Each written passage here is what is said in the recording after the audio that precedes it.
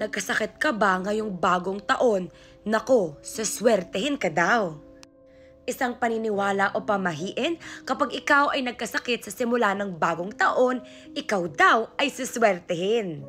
Na oo, masama yung simula ng taon mo, pero mula doon, paswerte ka ng paswerte, na good things will come. That it's uphill from here. Started from the bottom, now we're here. So pataas ka.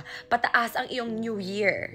At oo nga naman, uso magkasakit sa simula ng bagong taon dahil syempre ang rami nating ganap nung New Year at nung Christmas kaya napapagod rin ang ating body.